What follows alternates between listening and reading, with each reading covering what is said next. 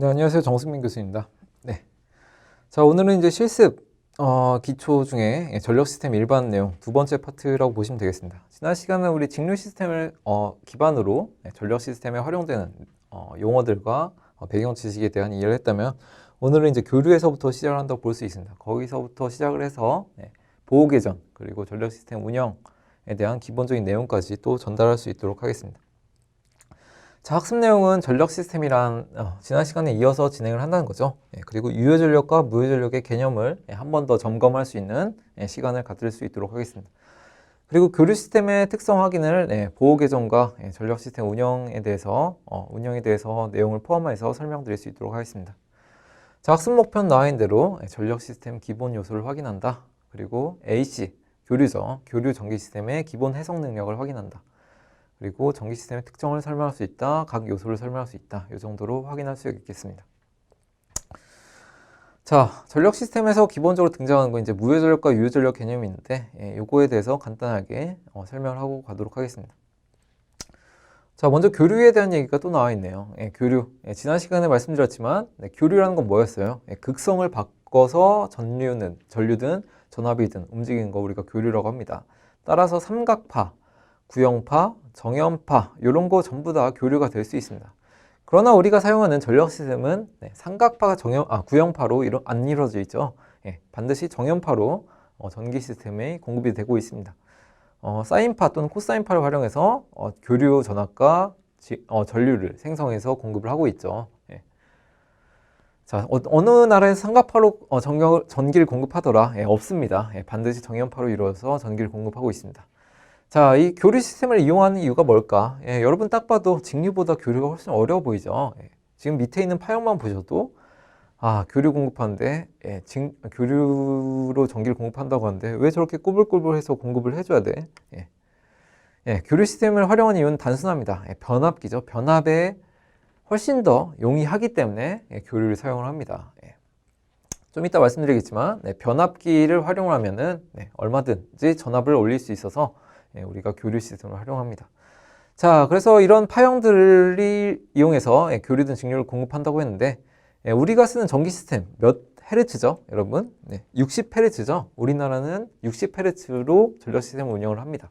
자, 60헤르츠는 뭘 의미를 해요? 이런 파형이 어떻게 공급이 되는 거예요?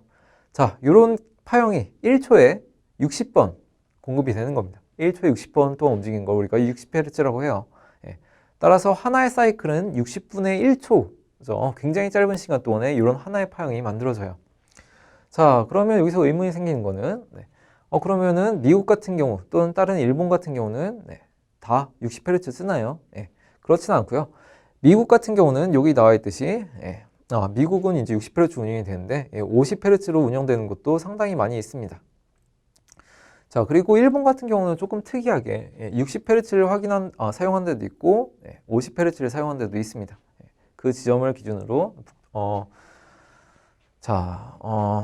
오른쪽 전력과 서쪽 전력, 동경 전력과 서쪽 전력으로 이제 나눠지는 걸 볼 수 있죠. 뭐 하나 예시를 좀 들어보자면은 여러분 얼마 전에 그 일본에 대정전이 있었죠. 일본에 그 대지진이 있어서 후쿠시마 원전이 불의의 사고를 당하는 상황이 있었죠. 일본 지도를 잠깐 그려보겠습니다. 제가 잘 못 그리는데 죄송합니다. 이런 식으로 이제 일본이 이루어져 있죠. 악감정은 없습니다. 이렇게 구성되어 있는데 후쿠시마가 한 요 정도 있나? 요 정도에서 이제 후쿠시마 원전이 폭발을 했죠.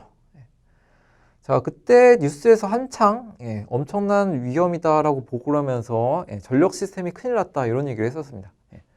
자, 그때 여기는 대정전이 일어났죠. 거의 뭐 순환단전하고, 우리가 그 9.15 순환단전을 생각해 보면은 잠깐 동안 한 몇 분 동안 단전이 일어나도 이제 나라에서 난리가 났었는데, 여기 일본에서 거의 뭐 분 단위로 정전이 계속 일어났죠.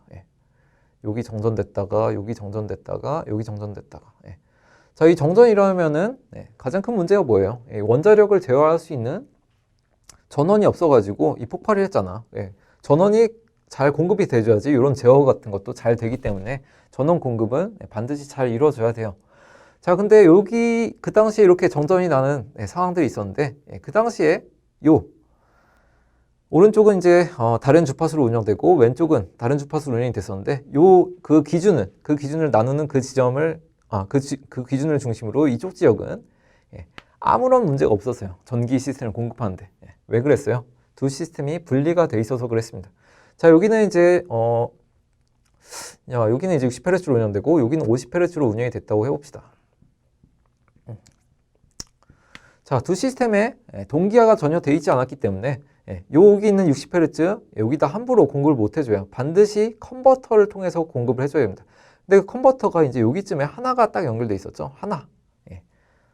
약 300MW 정도의 전력만 서로 주고받을 수 있는 그런 컨버터가 여기 하나 딱 연결돼 있었어요. 그거 말고는 다른 데서는 함부로 연결되면 안 돼요. 그러면 완전 정전이 일어나요.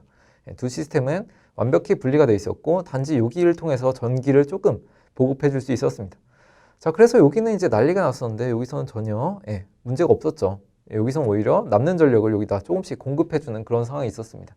자, 그래서 이런 전력 시스템에 이런 뉴스를 접했을 때 여기 계신 분들은 이해가 안 됐을 거예요. 여기 전기 많은데 좀 여기도 좀 나눠주지 이런 생각을 했을 텐데 이런 시스템의 이론 때문에 그랬었습니다. 주파수가 분리되어 있었으면은 서로 분리되어 있는 시스템이라고 보셔도 무방합니다. 자, 아무튼 50Hz 같은 경우는 그러면은 1초에 50번 정도 움직이는 시스템이겠죠. 당연히 60Hz 시스템과 분리가 돼야 됩니다. 이 헤르츠에 따라서 발전기들도 다 60번 움직이고 50번 움직이고 이런 식으로 결정이 돼 있기 때문에 함부로 연동을 진행을 하면 안 됩니다. 이 헤르츠에 따라서 시스템의 분리가 명확히 구분된다를 이해하시는 게 좋겠죠. 자, 그리고 저항 대신 임피던스가 활용되는 교류 시스템에 대해서 얘기가 되어 있는데 여러분 우리 회로 이론에서는 맨 처음에 배운 게 저항이죠. 저항. R이라는 성분을 이용해서 회로 해석을 진행합니다. R. 그래서 회로 기호로는 이렇게 표시가 되죠. 자, 그러다가 이제 2학기 들어오기 전에 1학기 기말고사쯤 되면은 이제 L과 C가 등장을 하죠. L과 C는 뭐였어요? L은 인덕터, 그리고 C는 캐패시터. 자, 두 개가 등장합니다. 직류에서는 요거는 이제 기여를 못하기 때문에 나중에 다시 말씀드리겠지만 직류에서는 이 저항만 가지고 활용을 했는데 교류로 넘어오니까 요게 등장을 하죠. 자, 근데 요것들 요거는 그냥 우리가 숫자를 가지고 와서 R로 쓰면 되는데 요거는 값을 계산할 때 이런 식으로 계산하죠, 여러분. J 오메가 L 또는 요거는 J 오메가 C분의 1 이런 식으로 계산하죠. 이 J는 뭔가요, 여러분? J는 복소수죠, 복소수. 자, 복소수가 등장을 해서 L과 C를 계산하는 과정이 등장을 합니다. 굉장히 복잡해지죠, 갑자기. 자, 그래서 이 L과 C 성분을 이제 요 L과 C를 이용해서 요 저항 임피던스라는 걸 계산하는데 그걸 이제 L 같은 경우는 이렇게 JXL 여기서는 JXC로 이렇게 계산을 하죠. 아무튼 이 L과 C 성분을 통틀어서 우리가 X로 통합해서 계산을 하는데 자, 이 R과는 섞일 수가 없죠. 왜? R은 실수고 이 X는 복소수기 때문에 둘이 섞일 수가 없습니다. 그래서 교류에서는 두 개를 섞어서 활용할 수 있도록 우리가 임피던스라는 걸 활용을 하죠. G라는 걸 이용을 합니다.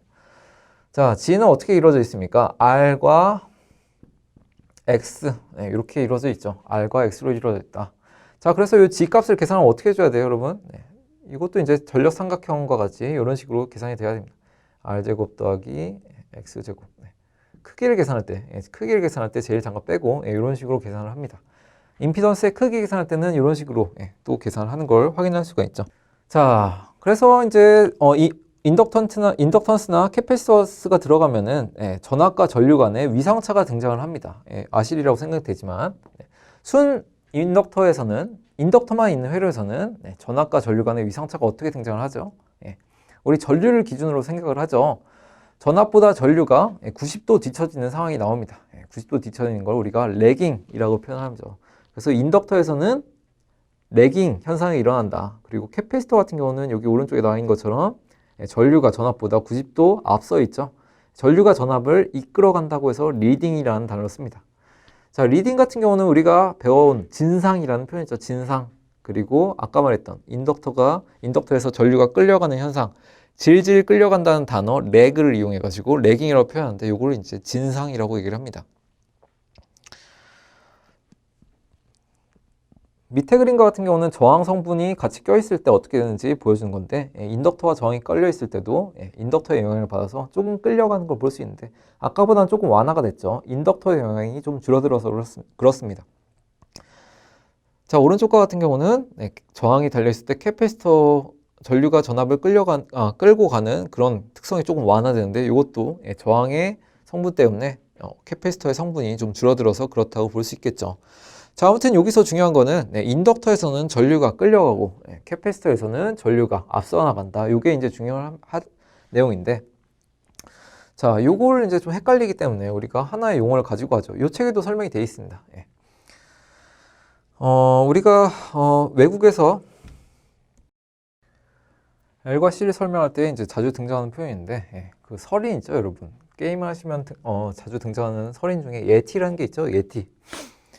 제가 만들어낸 게 아니고 이 예티라는 걸 이제 활용을 해가지고 이 L과 C를 성분을 합니다. 자, 인덕터에서는 전압이 전류보다 앞서간다. 그리고 캐패시터에서는 전류가 전압보다 앞서간다. 요걸 이용해서 이런 식으로 표현을 합니다. 자, L 아이스맨이 뭐예요? 설인이죠, 여러분. 설인에 대한 예시를 들면서 이런 식으로 표현합니다. 엘리 더 아이스맨. 자, L이 의미하는 게 뭐였죠, 여러분? 인덕턴스였죠? 인덕터에서는 전압 V로만 표현하지 않죠, 여러분? E를 이용해서도 많이 표현합니다. E가 전압이 전류보다 앞선다. 인덕터에서는 전압이 전류보다 앞선다. 그리고 캐패시터 C에서는 전류가 전압보다 앞선다. 그래서 이거 두 개의 특성을 포함하는 하나의 문구를 이렇게 표현해놨죠. 엘리 더 아이스맨이라고 설명해놨습니다. 이거 제가 만든 게 아니고요, 여러분. 그 구글에서 엘리 더 아이스맨 치면은 해외에서 굉장히 많이 이런 내용을 사용하는 걸 볼 수 있습니다. 여러분 헷갈리지 말라고 이런 개념들을 만들어 놓은 거겠죠. 그만큼 헷갈리니까 이렇게 표현해 놓은 거겠죠, 여러분. 기억하시고 여기도 나와 있죠. 책에도 나와 있죠. 여기 없네.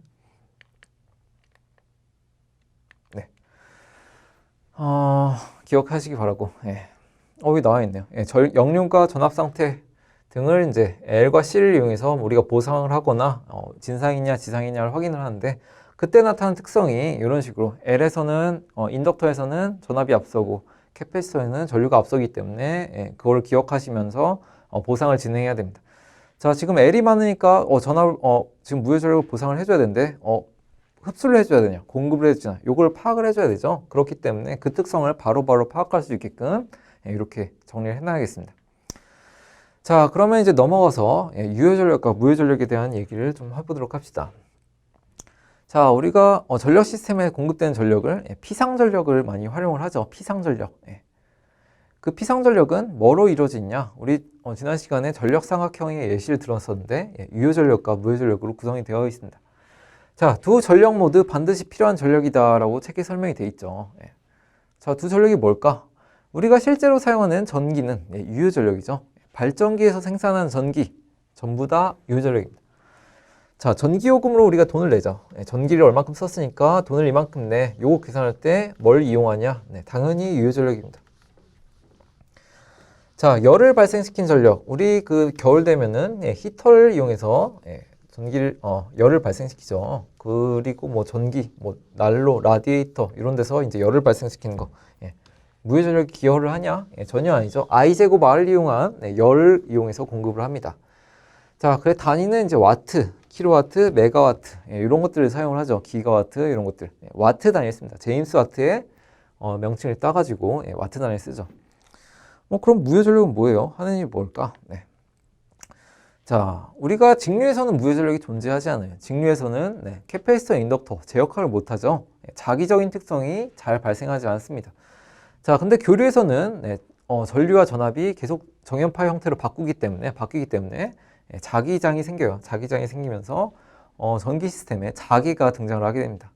이 자기적인 특성을 보상해 주는 능력을 가지고 있는 게 무효 전력입니다. 그러니까 무효 전력이 없으면은 이 자기적인 특성이 보완이 안 돼서 시스템이 동작을 안 해요. 그러니까 좀 뒤에서 일을 도와주는 그런 역할을 해주고 있는 게 무효 전력이구나 라고 얘기를 할 수 있겠습니다. 자, 송전선과 부하의 캐패시턴스, 인덕터에 의해 반드시 발생하는 교류에서 반드시 발생하는 전력이 무효 전력이다. 자, 그리고 우리 전기 시스템에서 사용하는 부하, 그러니까 우리가 사용하는 부하들의 대부분 아니고 50% 이상이 유도 전동기로 이루어져 있죠. 우리가 쓰는 전기보다 공장에서 사용하는 유도 전동기 부하가 훨씬 많아요. 그런 부하들이 무해 전력이 없으면은 동작을 못 합니다. 스테이터와 로터에서 발생하는 자기적인 특성들을 보완을 해줘야 되는데 그걸 해주는 게 또 무해 전력이라고 볼 수 있죠.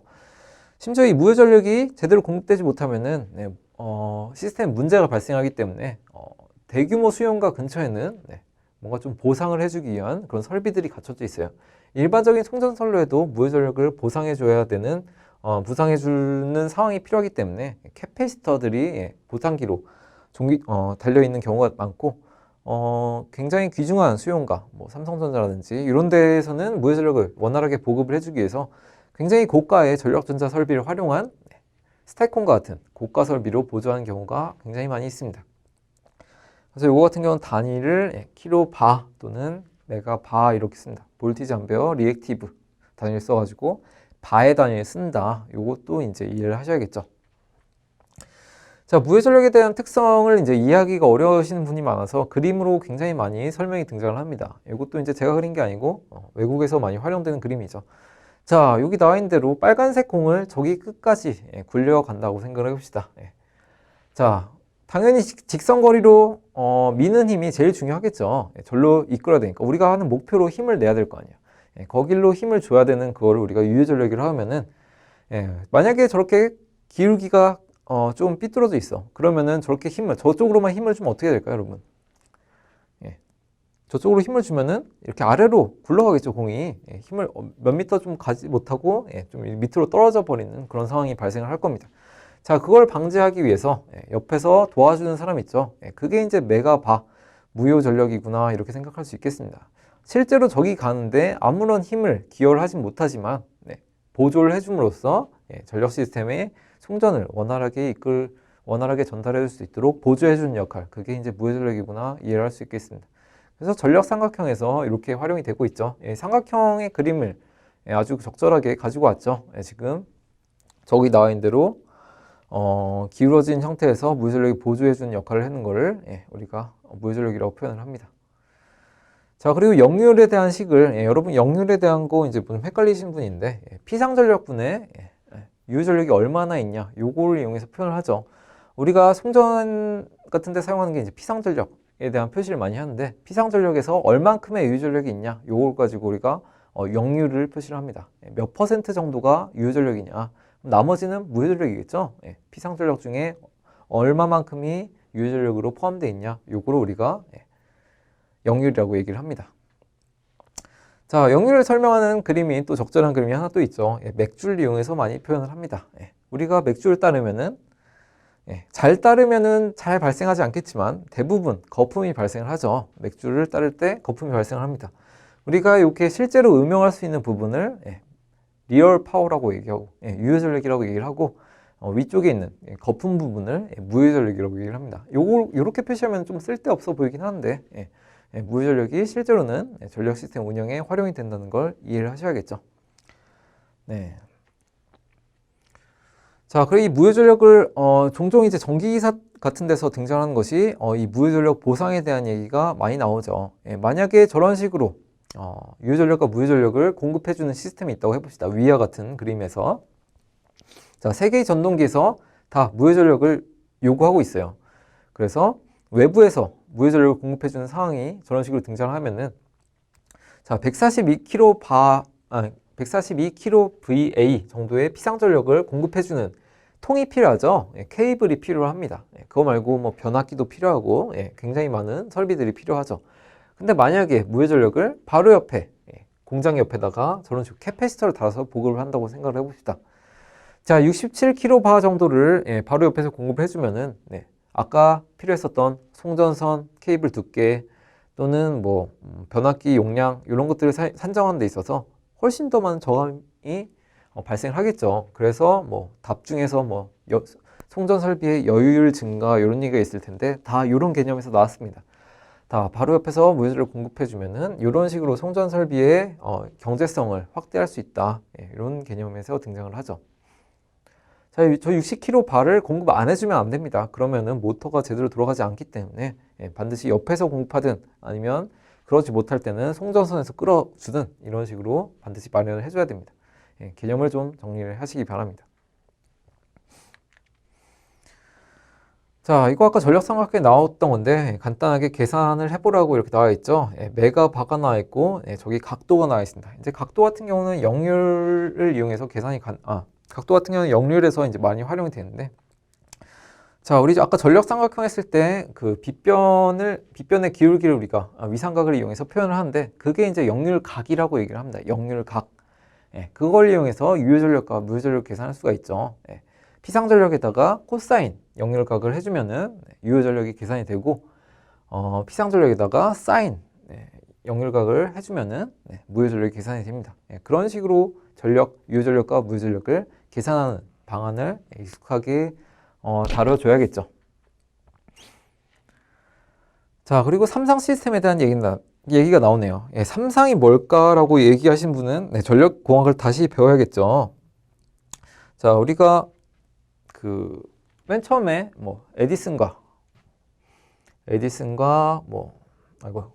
에디슨과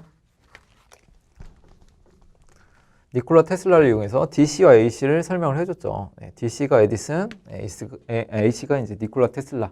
그래서 둘이 싸웠다 그랬죠. 둘이 싸워가지고 1900년도 초반에 웨스팅하우스. 그러니까 에디슨이 세운 회사가 뭐였어요, 여러분? 제너럴 일렉트릭이죠. GE.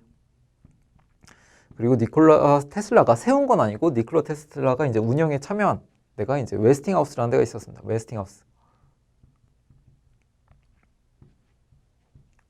유명한 전기회사죠. 둘 다 유명한 전기회사였는데 이 웨스팅하우스가 그 하이드로캐백의 전기 사업권을 따옴으로써 교류 시스템이 승리를 했죠. DC는 더 이상 활용이 되지 못했습니다. 자, 근데 이 시스템이 딱 공급됐을 때 그때부터 같이 등장한 개념이 있었어요. 그게 바로 삼상입니다. 삼상.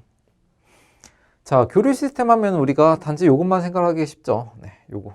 하나의 전기 파형. 요것만 생각하기 쉬운데, 자, 하나의 송전선에 요거의 하나 파형만 공급할 수 있냐? 맨 처음에는 이렇게 단상 시스템을 공급을 했겠죠. 그러다가 어떤 사람이 개발을 합니다. 이렇게 하나의 송전선에 좀 이런 파형 말고 좀 몇 개의 파형을 공급하면 안 될까? 이런 생각을 해가지고 파형을 중복으로 해서 공급을 하기 시작을 하죠. 그래서 이런 파형을 겹쳐가지고 전력 시스템에 공급을 합니다. 그렇게 해보니까 굉장히 효율이 증가가 되죠. 증가하면서 그러면 나도 한번 더 해볼까? 그러면서 이런 파형을 3개를 겹쳐서 전력 시스템에 공급을 합니다. 그게 바로 삼상이죠. 3개의 파형을 하나의 송전선에다가 이렇게 묶어가지고 공급을 한다고 이제 설명을 하면 돼요. 그랬을 때 이제 삼상이라고 하는데 전력 시스템의 효율이 어마어마하게 증가를 합니다. 그래서 그 다음 당연히 여러분 또 의심이 하겠죠. 삼상 말고 그러면은 사상도 가능하겠네. 가능은 합니다. 사상도 가능하네. 그러면은 사상 해봤는데 또 오상도 되지 않을까? 오상도 해보죠. 5상, 6상, 7상, 심지어 12상까지 만들어서 전력 시스템을 구현을 해봅니다. 하지만 전부 다 실패하죠. 뭔가 문제가 발생을 합니다. 거기다가 효율성도 많이 떨어지죠. 그래서 한동안 이렇게 상을 늘리려는 노력을 해보다가 다시 3상으로 돌아오는, 그래서 그 이후부터 3상으로 쭉 오늘날까지 공급을 합니다. 오늘날 전력 시스템 3상이죠. 3상 전력 시스템입니다. 우리가 쓰고 있는 이 220V의 전압은 단상이지만 여기까지 오는 데 있어서 송전선은 반드시 3상으로 구성되어 있다. 3상 시스템이 기본이다라고 이해를 하시는 게 좋겠죠. 자, 한전이랑 일을 하는데 특별한 얘기 없으면 당연히 3상 전력 시스템이죠. 대규모 전력 시스템을 하는 한전 같은 경우는 3상 시스템을 기본으로 얘기를 합니다. 자, 그리고 성간전압과 상전압이라는 얘기인데 이건 또 무슨 말일까? 간단하게만 설명을 하도록 합시다. 자, 우리가 송전선이 있는데 여러분 3상이니까 당연히 케이블이 3개가 이렇게 있겠죠. 케이블 3개가 있습니다. 이렇게. 여러분 그 송전탑에 가보시면은 케이블이 3가닥씩 꺼져 있어요. 3개씩 이렇게 송전선이 가고 있어요. 이런 송전선이 2개 겹쳐서 간다. 그러면 이제 줄이 6개 있는 경우도 있는데 대부분 이렇게 3개 단위로 공급이 됩니다. 하나 더 있는 거는 아마 맨 위에 있는 접지선, 낙뢰를 방지하기 위한 그런 보호선이 되어 있고 나머지는 전부 다 3개 단위로 묶여져 있습니다. 아무튼 이 선과 선 사이의 전압을 우리가 선간 전압이라고 하죠. 선과 선 사이의 전압. 이 선간 전압을 굉장히 많이 씁니다. 선간 전압. 상전압은 뭐냐? 요거 하나의 전압이에요. 하나의 전압. 하나의 전압이 대지랑 접지랑 차이가 얼마만큼 나는지 요걸 이제 상전압이라고 하고, 우리는 보통 이 삼상수 전력 시스템에서는 이 선간 전압을 많이 씁니다. 선과 선 사이의 전압을 선간 전압으로 많이 활용을 한다. 이해하시면 좋겠죠. 당연히 한전에서는 선간 전압을 많이 활용을 합니다. 자, 그러면 이제 보호 개선으로 넘어가도록 하겠습니다. 자, 보호 개선을 하는데 뭐 굉장히 어려운 내용을 다루겠다, 그게 아니고 보호 개선이 어떤 식으로 진행되는지 점검한 정도로 진행할 테니까 너무 걱정하지 마시고. 자, 전력 시스템은 굉장히 중요한 시스템이겠죠. 아까도 말씀드렸지만 미국에서 정전이 발생했을 때 어마어마한 손실이 발생을 합니다. 그렇기 때문에 이런 전력 시스템이 외부에서 뭐 이렇게 북한군이 와가지고 전선부터 끊어버리면은 그 시스템이 붕괴가 된다. 그러면은 안 되겠죠. 어떤 외부적인 충격에 의해서 버틸 수 있도록 우리가 보호 시스템을 마련해줘야 됩니다. 그런 보호 시스템을 우리가 보호 개전이라고 명칭을 하죠. 그리고 그 보호 개전을 담당하고 있는 중요한 역할을 우리가 개전기가 많이 하고 있죠. 개전기. 어떤 시스템에서 어떤 사소한 부분이 문제가 발생을 했다. 그러면 전체로 파급되기 전에 그 부분을 빨리 도려내 줘야겠죠. 그런 역할을 해주는 게 개전기라고 볼 수 있겠습니다. 그래서 우리가 파워 시스템으로부터 노출되기 쉬운 그런 몇 가지 요소들이 있는데 여기 정리가 되어 있죠. 라이트닝 스트라이크 하면은 이제 낙뢰가 될 수 있겠습니다. 그리고 두 번째는 뭐예요? 비행기와 자동차로서의 충돌.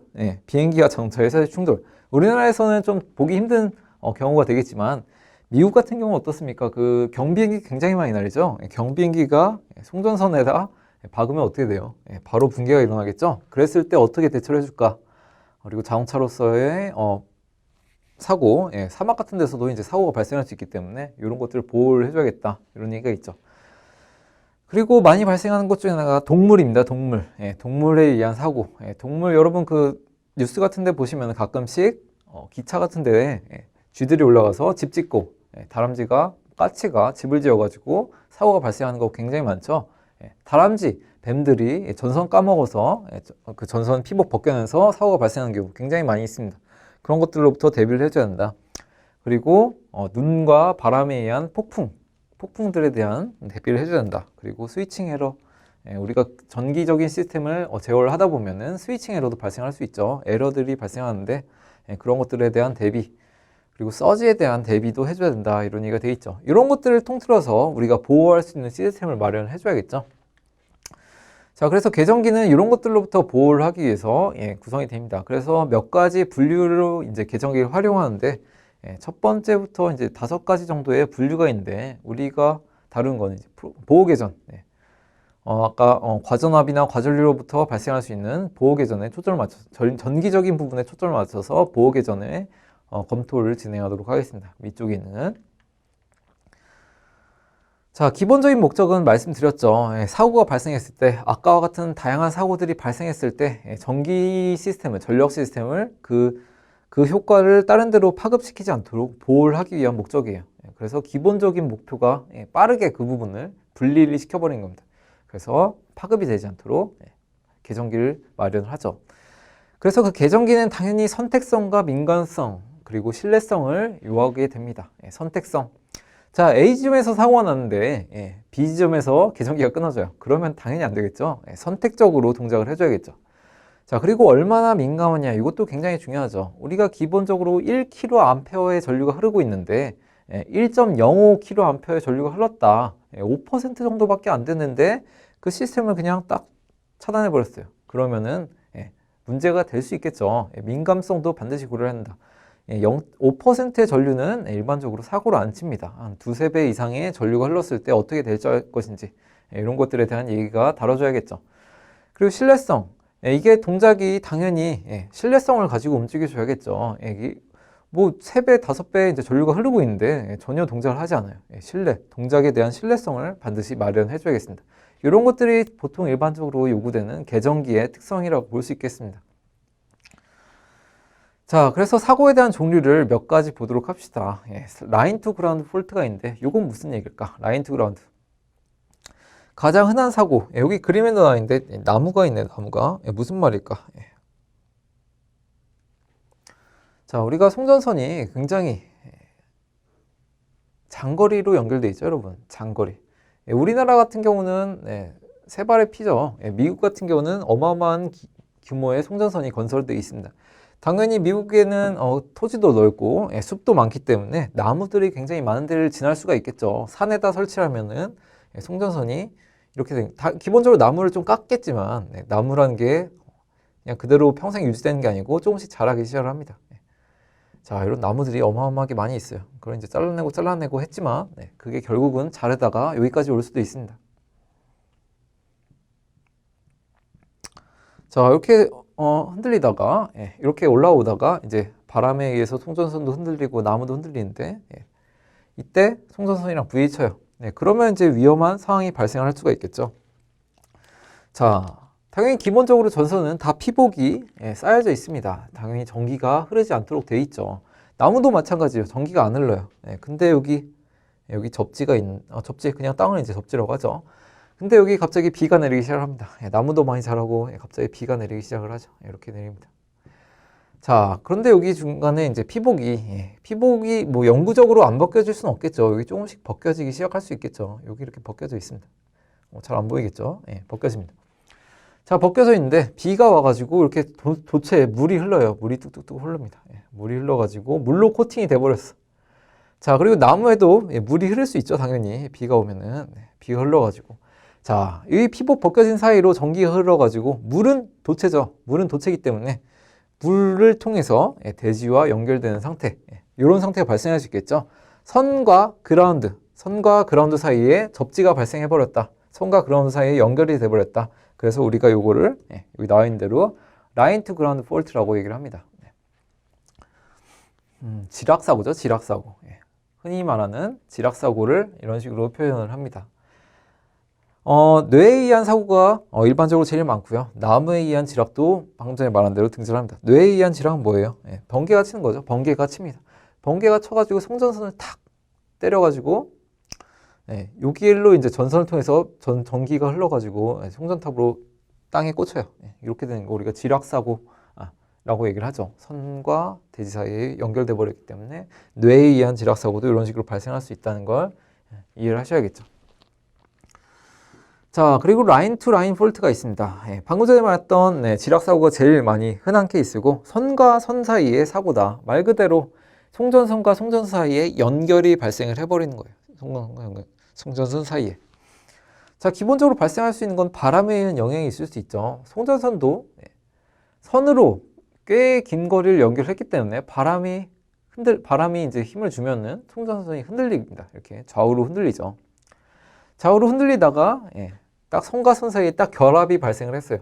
근데 또 도체 사이에 피복이 벗겨져 가지고 딱 연결이 돼버리면 바로 사고가 될 수 있죠. 그런 경우에는 또 위험한 사고가 발생을 해서 도체 간에 이제 뭐 타버리거나 이런 상황이 발생할 수 있겠습니다. 자, 그리고 동물에 의한 영향이 있을 수 있는데 동물 아까 말했던 송전탑 위에다가 이제 집을 지어서 연결하는 경우도 있고, 여기 그림에 나와 있는 대로 독수리가 송전선 두 개 사이를 날개로 펼쳐가지고 연결해버리는 미국 독수리 같은 경우는 몇 미터는 우습게 날개를 펼치죠. 날개를 펼치다가 아까 벗겨진 부분에 딱 둘이 연결돼 버리면은 통구이가 돼서 떨어지겠죠. 흔적도 아마 안 남을 거예요. 고압 송전선에 만약에 새가 연결이 돼 버렸다. 흔적도 안 남을 겁니다. 아무튼 이런 식으로도 사고가 발생할 수 있다는 거를 얘기를 하고 싶다는 거죠. 자, 그리고 삼상 사고. 일반적으로 이건 발생하지 않죠. 삼상 사고라고 하는 것은 이제 세 개의 전선이 모두 다 대지에다 연결이 돼 버리는 거예요. 이런 사고는 어떻게 발생할 수 있겠어요? 송전탑이 무너지는 경우를 말하는 거죠. 송전탑이 무너지는 경우 절대 흔치 않겠죠. 엄청난 사고를 발생할 수 있습니다. 일반적으로 발생하지 않은 가장 심각한 상황을 유발시킨다. 사고의 특성을 확인하자. 이건 무슨 말일까? 자, 우리가 아까 전에 말씀드린 대로 단상 사고나 선과 선 사이에 연결되는 선간 지락, 선간 단락 이런 거 같은 경우 어떻습니까? 자, 송전선이 좀 직선으로 그릴게요, 여러분. 자, 세 개의 선이 이렇게 평형을 이뤄가지고 전력을 공급을 해줘야 되는데 하나의 선만 이렇게 땅에다 연결돼 버렸어. 땅에 이렇게 연결되면은 자, 나머지 상황은 정상적으로 돌아가고 있는데 요 길로만 이제 문제가 발생을 하죠. 고장 전류가 이렇게 흐르고, 네, 이런 식으로 문제가 발생을 하죠. 그러면은 세 상간에 불평형이 발생을 하죠. 네, 그래서 우리가 일선 지락 같은 경우는 네, 불평형 사고라고 얘기를 합니다. 그리고 아까 뭐 여기 선과 선 사이에 연결돼 가지고 선간 단락 이런 게 있을 수 있다고 했는데 이런 경우에도 불평이 발생합니다. 이런 경우에는 이제 요 밑에 상만 정상적으로 돌아가고 나머지 상에서 이제 문제가 발생하죠. 전류가 이렇게 흐르거나 고장 전류가 흘러가지고 요거 두 상만 문제가 발생한 불평형 사고가 될 수 있습니다. 근데 만약에 이 세 개의 선이 모두 다 지락 사고가 발생을 하면은 가장 심각한 사고를 발생하겠지만 아이러니하게도 세 개 다 문제가 발생하기 때문에 요거는 이제 평형 사고죠. 평형 사고. 네, 그래서 이제 삼상 사고 같은 경우는 평형 사고라고도 얘기를 합니다. 평형 사고다. 자, 그래서 이런 문제점들을 대비하기 위해서 IEEE라는 미국의 유명한 전기전자 학회에서 이 계전기들에 대한 특성을 다 정의를 해놨죠. 여러분은 이런 계전기들의 특성을 이해를 하고 가지고 와서 활용만 하시면 됩니다. 여기 나와 있던 대로 계전기 종류도 굉장히 다양하죠. 계전기의 특성에 대해서 나와 있습니다.